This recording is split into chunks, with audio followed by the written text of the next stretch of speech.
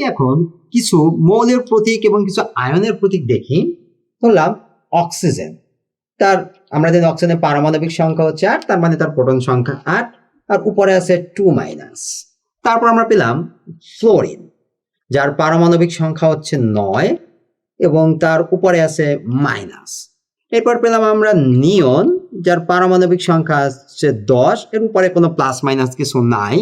তারপর আমরা দেখলাম সোডিয়াম, পারমাণবিক সংখ্যা হচ্ছে 11, উপরে আছে একটা প্লাস। এরপর আসলাম আমরা ম্যাগনেসিয়াম, যার পারমাণবিক সংখ্যা হচ্ছে 12 এবং একটা উপরে আছে একটা 2+। তো আমরা যদি এই মৌল এবং আয়নগুলোর কথা চিন্তা করি, আমরা কি জানি? আমরা জানি যে একটা মৌলের মধ্যে যতগুলো প্রোটন সংখ্যা থাকে, ইলেকট্রন সংখ্যা তার সমান থাকে। কখন? যখন তার উপরে কোনো প্লাস মাইনাস কিছু থাকবে না। কিন্তু যখন তার উপরে প্লাস মাইনাস থাকে তখন কিন্তু ইলেকট্রন সংখ্যা আর প্রোটন সংখ্যাটা কিন্তু সেম থাকে না। কি হয় ব্যাপারটা? আমরা জানি যে একটা মৌলের পরমাণু যখন ইলেকট্রন ত্যাগ করে তখন সে ধনাত্মক আয়নে পরিণত হয়, যখন সে ইলেকট্রন গ্রহণ করে তখন সে ঋণাত্মক আয়নে পরিণত হয়।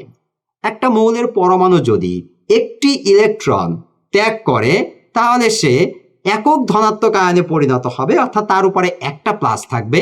সে যদি 2টা ইলেকট্রন ত্যাগ করে তার উপরে 2টা প্লাস থাকবে। অপরপক্ষে একটা মৌলের পরমাণু যদি একটা ইলেকট্রন গ্রহণ করে তাহলে তার উপর একটা মাইনাস থাকবে। সে যদি 2টা ইলেকট্রন গ্রহণ করে তার উপর 2টা মাইনাস থাকবে। এখন আমরা এই মৌলগুলো এবং মৌলের আয়নগুলোর ভেতর যদি এখন আমরা প্রোটন সংখ্যা এবং ইলেকট্রন সংখ্যাটা বের করি, আমরা কি দেখতে পাই? আমরা একটু দেখি। প্রথমে আসি প্রোটন সংখ্যা। যদি আমরা খেয়াল করি, প্রোটন সংখ্যা আমরা দেখতে পাচ্ছি অক্সিজেন নিচের বাম পাশের কোনায় 8 আছে, তার মানে এর প্রোটন সংখ্যা হচ্ছে 8। ফ্লোরিন নিচের বাম পাশের কোনায় 9 আছে, তার মানে এটার প্রোটন সংখ্যা হচ্ছে 9। নিয়ন নিচের বাম পাশের কোনায় 10 আছে, অর্থাৎ এর প্রোটন সংখ্যা হচ্ছে 10। সোডিয়াম নিচের বাম পাশের কোনায় 11 আছে, অর্থাৎ এর প্রোটন সংখ্যা হচ্ছে 11। ম্যাগনেসিয়াম নিচের বাম পাশের কোনায় 12 আছে, অর্থাৎ এর প্রোটন সংখ্যাটা হচ্ছে 12। এখন আসি আমরা ইলেকট্রন সংখ্যায় আসি। ইলেকট্রন সংখ্যা আমরা জানি একটা মৌলের পরমাণু ইলেকট্রন ত্যাগ করলে ধনাত্মক আয়নে পরিণত হবে, ইলেকট্রন গ্রহণ করলে ঋণাত্মক আয়নে পরিণত হবে। আমরা এই অক্সিজেনের উপর কি দেখতে পাচ্ছি? 2-। মাইনাস কখন হবে? যখন সে ইলেকট্রন গ্রহণ করবে। 2- মানে আমরা বুঝতেছি সে আসলে 2টা ইলেকট্রন গ্রহণ করেছে।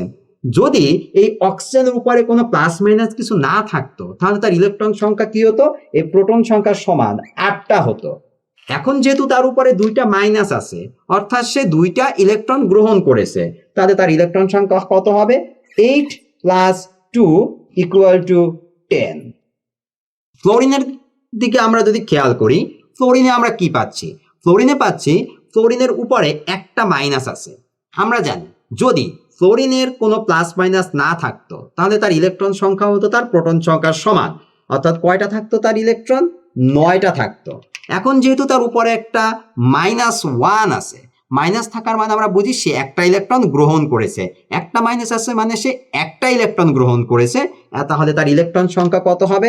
9 + 1 = 10। নিয়নের ক্ষেত্রে আমরা কি দেখতে পাচ্ছি?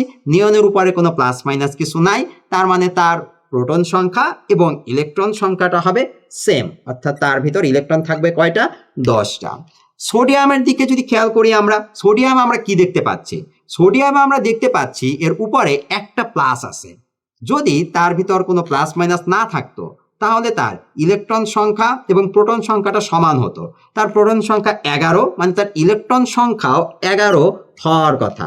কিন্তু যেহেতু তার উপর একটা প্লাস আছে, অর্থাৎ সে একটা ইলেকট্রন ত্যাগ করেছে, তো একটা ইলেকট্রন ত্যাগ করলে এখন তার ইলেকট্রন হবে কয়টা? 11 - 1 = 10, মানে 10। তাহলে ম্যাগনেসিয়ামের দিকে আমরা যদি যাই, ম্যাগনেসিয়ামে আমরা কি দেখতে পাচ্ছি? ম্যাগনেসিয়ামের উপরে 2+ আছে। যদি তার উপরে কোনো প্লাস মাইনাস না থাকতো তার ইলেকট্রন সংখ্যা হতো তার প্রোটন সংখ্যার সমান, অর্থাৎ 12টা হতো। কিন্তু তার উপরে একটা 2+ আছে। 2+ দ্বারা আমরা কি বুঝতে পারি? সে 2টা ইলেকট্রন ত্যাগ করেছে। তো 2টা ইলেকট্রন ত্যাগ করলে তার ইলেকট্রন সংখ্যা কত হবে? 12 - 2 = 10। তো আমরা এখানে কি দেখতে পাচ্ছি? আমরা এখানে দেখতে পাচ্ছি আমাদের অক্সিজেন 2-, ফ্লোরিন মাইনাস, নিয়ন, সোডিয়াম প্লাস এবং ম্যাগনেসিয়াম প্লাস, এদের সবার ভিতরেই আমরা দেখতে পাচ্ছি ইলেকট্রন সংখ্যা কয়টা করে আছে? 10টা 10টা 10টা 10টা এবং 10টা। তো সবার ভিতর সমান সংখ্যক ইলেকট্রন আছে। তো এরকম পরমাণু, মৌল এবং আয়ন যাদের মধ্যে ইলেকট্রন সংখ্যাটা সেম থাকে, অর্থাৎ ইলেকট্রন সংখ্যাটা যাদের মধ্যে সেম থাকে, তাদেরকে আমরা পরস্পর সম ইলেকট্রনিক বা আইসো ইলেকট্রনিক বলতে পারি। তাহলে আমরা বলতে পারি এই অক্সিজেন 2-, ফ্লোরিন মাইনাস, নিয়ন, সোডিয়াম প্লাস এবং ম্যাগনেসিয়াম 2+, এরা পরস্পর সম ইলেকট্রনিক বা আইসো ইলেকট্রনিক।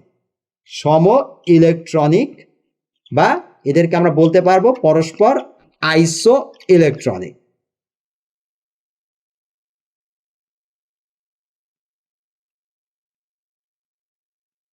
অর্থাৎ এরা পরস্পর আইসো ইলেকট্রনিক বা সম ইলেকট্রনিক।